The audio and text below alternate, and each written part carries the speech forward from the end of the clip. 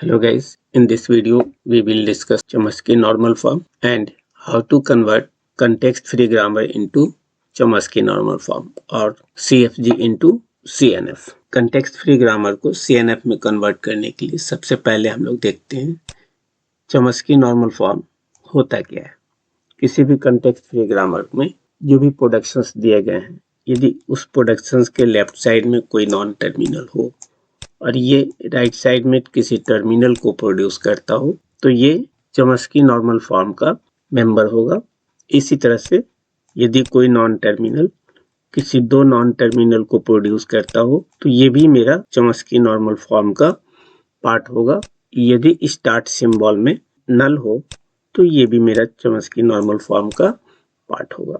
ये तीन प्रोडक्शन ही CNF में और चॉम्स्की नॉर्मल फॉर्म में अलाउड है। तो जो भी हमारे पास कंटेक्स्ट फ्री ग्रामर दिए हुए हैं उस कंटेक्स्ट फ्री ग्रामर को यदि इस तीन फॉर्मेट में कन्वर्ट कर दें तो हमारा context free grammar Chomsky normal form में कन्वर्ट हो जाता है। इसी प्रोसेस को हम कहते हैं conversion of CFG into CNF। So Chomsky normal form, a CFG is in Chomsky normal form if the productions are in the following forms: A2 terminal, A2 any two terminals, and start symbol to null. Only start symbol be null, and if there is any other non symbol to null, then we replace it by removal of null production. In this example, A, B and C are non-terminal. S is starting symbol, so it can use null production. There are some steps to perform this conversion,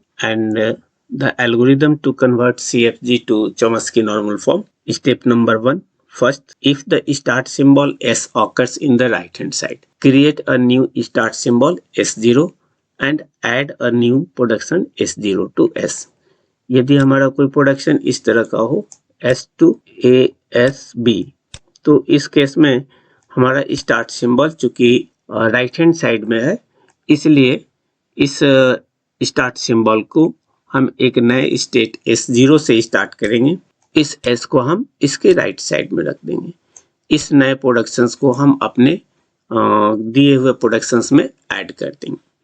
So step 1 says if the start symbol S occurs on the right hand side, create a new start symbol S0 and add a new production S0 to S. Step 2, remove useless symbols. Step 3, remove null production. Step 4, remove unit production, and these are the part of simplification of CFG that we have discussed in earlier video. Step 5, replace each production A, B1, B2, B3 up to Bn हो, जिसमें n की value greater than 2 हो, तो इस B2, B3 up to n का हम एक new production लेंगे जो कि हमने यहाँ पे लिया है C2, B2, B3 up to Bn, और इस नॉन टर्मिनल को हम इस प्रोडक्शन के साथ A, B1, C के साथ ऐड कर देंगे।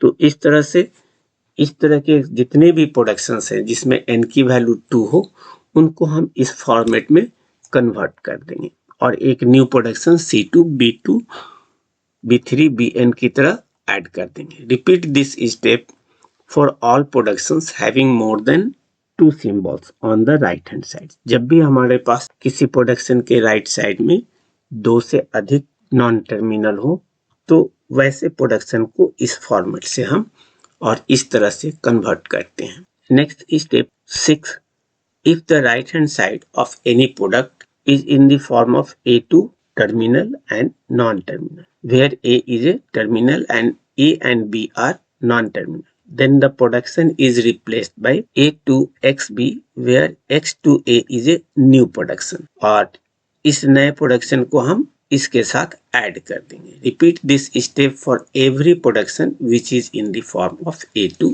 AB।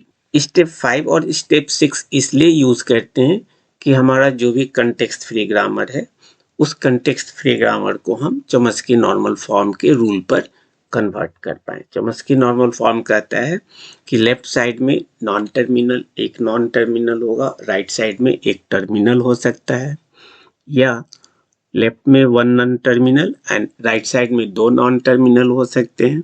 यह स्टार्ट सिंबल है तो नल प्रोडक्शन हो सकते हैं। Overall there are only 2 symbols in Chomsky normal form like A2 non-terminal to terminal and non-terminal to any two non-terminal। यही दो हमारे पास फॉर्म होते हैं चॉम्स्की नॉर्मल फॉर्म के प्रोडक्शन का। और S2 नल ये मेरा एक स्पेशल है, जब इस दो के सिवाय हमारे राइट साइड में एक स्टार्टिंग सिंबल में नल प्रोडक्शन हो सकता है। यही दो प्रोडक्शन हमारे चॉम्स्की नॉर्मल फॉर्म में अलाउड है। इसलिए इस दो फॉर्म में कन्वर्ट करने के लिए हम स्टेप 5 और स्टेप 6 को यूज करेंगे। किसी CFG को CNF में कैसे कन्वर्ट करेंगे ये जानने के लिए हम एक एग्जांपल लेते हैं। S2A AB फर्स्ट प्रोडक्शन के दो सब प्रोडक्शंस हो गए। Second production A2B and A2S दूसरे प्रोडक्शन के भी दो सब प्रोडक्शंस है। और तीसरा प्रोडक्शन B2B एंड B2 नल। ये 3 प्रोडक्शन, ईच प्रोडक्शन में दो सब प्रोडक्शंस।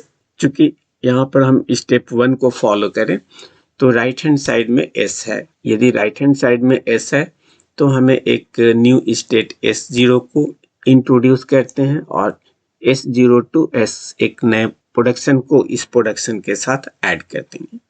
तो इस प्रोडक्शन के ऐड करने से S0S और अदर जो प्रोडक्शंस है S2A AB A2B and S B2B and null, ये मेरा स्टेप 1 से न्यू ग्रामर मिल जाएगा। स्टेप 2 में कहता है कि यदि हमारे पास यूजलेस सिंबल हो इस प्रोडक्शन में तो हम उस यूजलेस सिंबल को रिमूव करेंगे, जो सिंप्लीफिकेशन ऑफ CFG का पार्ट है। इस जगह से स्टार्टिंग सिंबल को यदि हम S0 यूज करें तो S0 से हमारा S डायरेक्टली कनेक्टेड है और इस S से हमारा A, S एंड B ये भी कनेक्टेड है। इस S से A भी कनेक्टेड है, इस S से B भी कनेक्टेड है, S से S इस पर एक रिपीट है। यहाँ पर जितने भी नॉन टर्मिनल्स हैं S0, S, A and B they are connected with direct और indirect with the start symbol. So there are no any useless symbol in this grammar. क्योंकि सारे नॉन टर्मिनल्स हमारे स्टार्टिंग सिंबल से connected है, इसलिए यहाँ पर कोई यूजलेस सिंबल्स नहीं है। All symbols are reachable, so we will use all this productions for the next step. Useless symbol में हम लोग दो चीज देखते हैं, नॉन रीचेबल और नॉन जेनरेटिंग।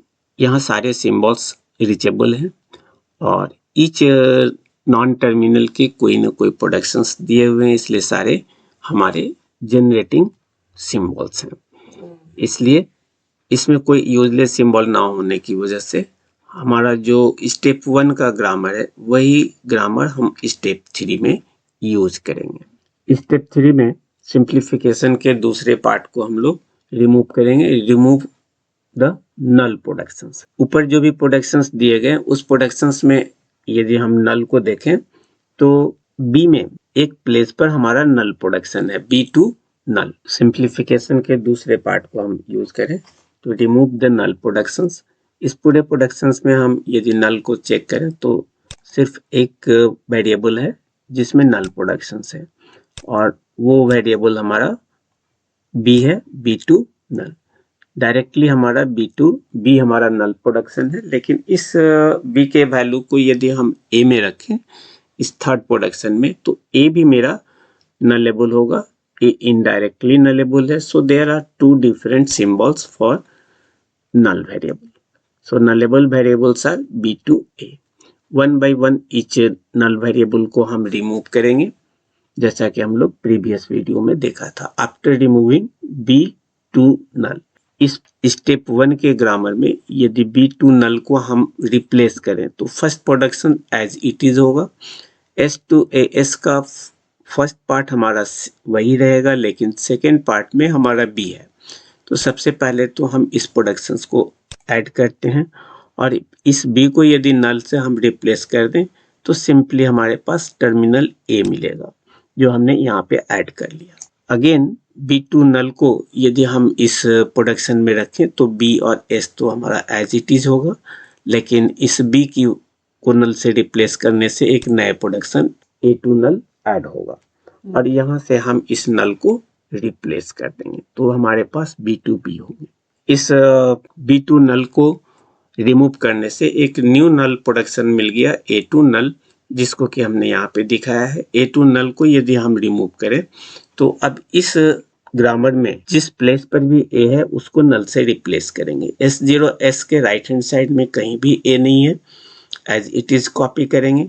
दूसरे प्रोडक्शन ASA, AB और A के पहले पार्ट में हमारा A है, तो सबसे पहले तो हम इस पूरे को रख लेंगे ASA, AB एंड A, और इस AS के राइट हैंड साइड A को नल से रिप्लेस करें तो हमें AS, इसके लेफ्ट A को रिप्लेस करें नल से तो SA, और बोथ A को यदि नल से रिप्लेस कर दें तो हमें S मिलेगा और इसे हमने इस ओरिजिनल प्रोडक्शन के साथ ऐड कर दिया।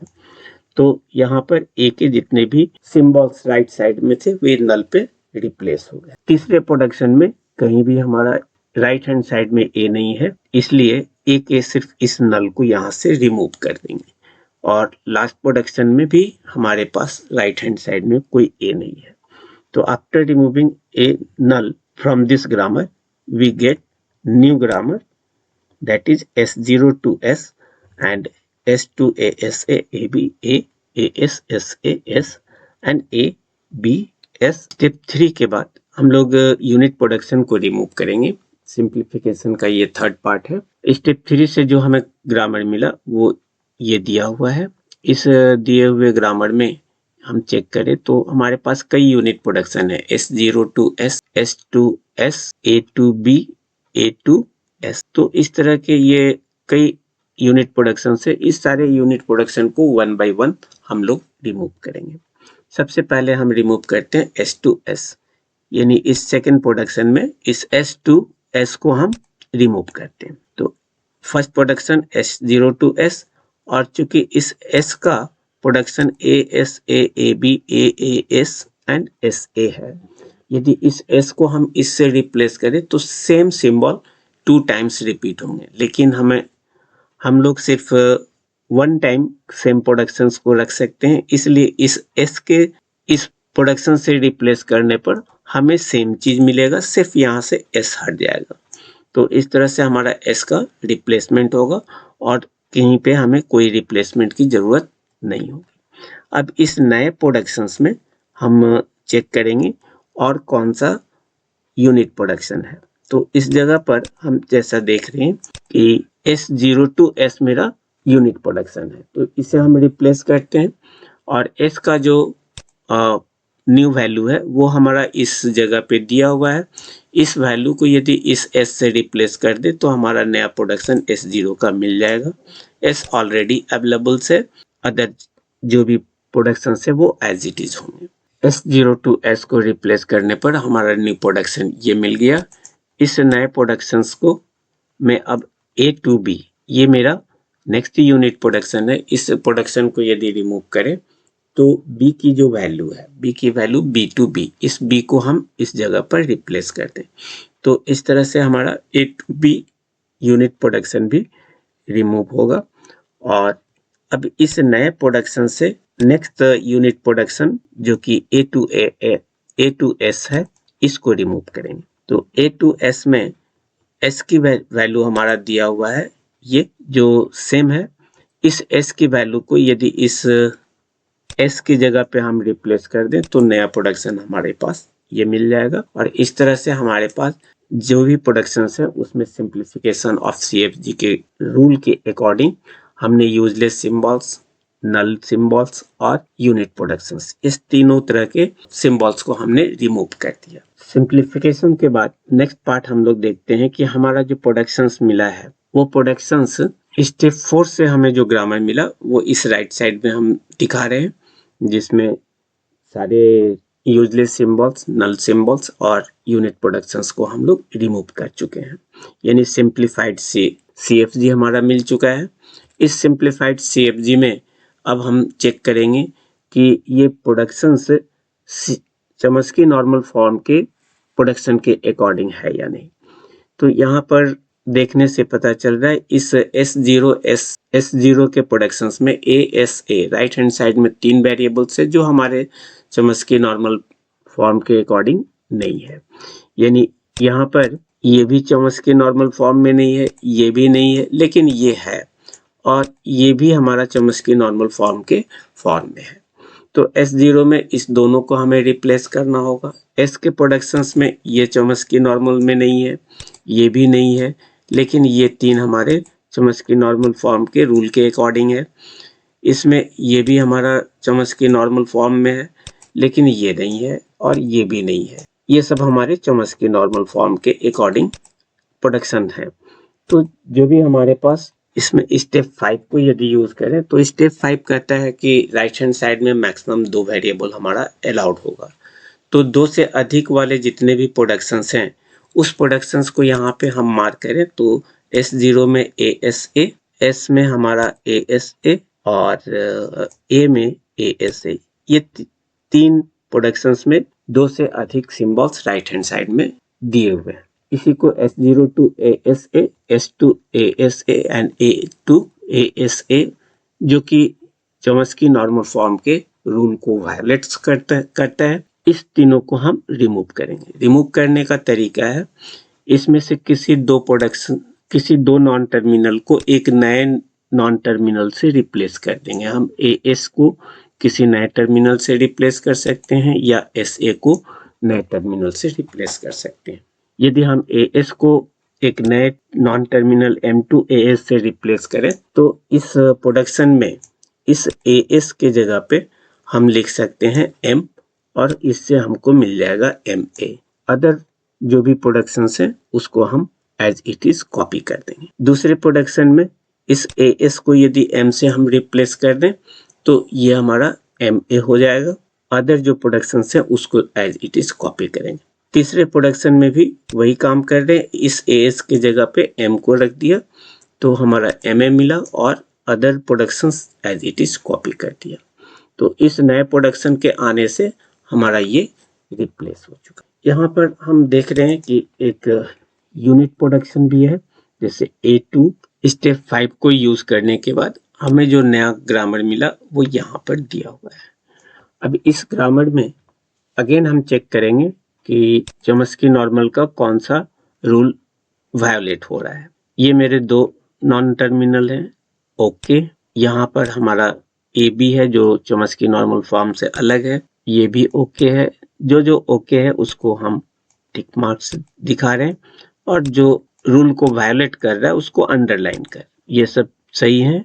यहाँ पर ये मेरा रूल को वायोलेट कर रहा है और बाकी सारी प्रोडक्शन सही है। ये भी मेरा सही है, ये भी सही है। तो इस सिंबल्स को हम चमस्की नॉर्मल फॉर्म में कन्वर्ट करने के लिए इसके अंदर जो हमारा टर्मिनल दिया हुआ है उस टर्मिनल को हम एक नए प्रोडक्शन से, नए नॉन टर्मिनल से रिप्लेस करेंगे। यहाँ A को हम यदि किसी एक नए नॉन टर्मिनल से रिप्लेस कर दें, इसके रिप्लेसमेंट से ये हमारा चमस्की नॉर्मल फॉर्म में आ सकता है। यहाँ हम चेक करते हैं और कोई ऐसा प्रोडक्शन जो N2A, हमने इस नए प्रोडक्शंस को ऐड कर दिया। इस जगह पे एक क्वेश्चंस भी हो सकता है कि S0 to A है तो इस A को S0 से हम क्यों नहीं रिप्लेस कर रहे। एक्चुअली A हमारा S0 का पार्ट है। यदि A को हम रिप्लेस करते हैं S0 से तो S0 के अदर मेंबर्स भी दिए हुए हैं। यही सिचुएशन इस S में भी है कि S to A दिया हुआ है। इस A को इस S से हम रिप्लेस नहीं कर सकते क्योंकि इस S के अंदर एक टर्मिनल के साथ साथ और भी अदर प्रोडक्शंस दिए हुए हैं। उससे भी हमारा ये चेंज होगा और जो लैंग्वेज है वो लैंग्वेज ही हमारा चेंज हो जाएगा। तो इस S to A को हम इस जगह पे S से रिप्लेस नहीं कर सकते। इसलिए यहाँ पे एक न्यू प्रोडक्शन लेना होगा N2A और इस N2A को यदि हम इस A के जगह पे रखें तो हमारा बन जाएगा NB और अदर जो प्रोडक्शन है उसको एज इट इज छोड़ देंगे। इस जगह भी हम A को यदि हम इस N से रिप्लेस कर दें तो NB और other productions as it is. Next में हमारा इस A को यदि हम N से रिप्लेस कर दें तो NB और बाकी सारे हमारे प्रोडक्शंस एज इट इज होंगे और एक न्यू प्रोडक्शंस हमारा ऐड होगा N2A। इस तरह से यहाँ पर हम देख रहे हैं कि स्टेप 6 को फॉलो करने के बाद जो नया प्रोडक्शंस मिल रहा है, उस नए प्रोडक्शंस के जो ग्रामर्स हैं उसमें सारे प्रोडक्शंस चॉम्स्की नॉर्मल फॉर्म के जो रूल्स हैं उसी के अकॉर्डिंग है। ये भी हमारा करेक्ट है, ये प्रोडक्शन भी करेक्ट है, ये भी करेक्ट है, ये भी करेक्ट है। तो इस तरह से फाइनल प्रोडक्शंस जिसका कि दिए हुए रूल के अकॉर्डिंग कंटेक्स्ट फ्री ग्रामर को जब हमने कन्वर्ट किया तो फाइनल हमारा CNF ये मिल गया। ये मेरा फाइनल प्रोडक्शंस है। इस तरह से हम लोग कंटेक्स्ट फ्री ग्रामर को चॉम्स्की नॉर्मल फॉर्म में कन्वर्ट करते हैं। Thank you.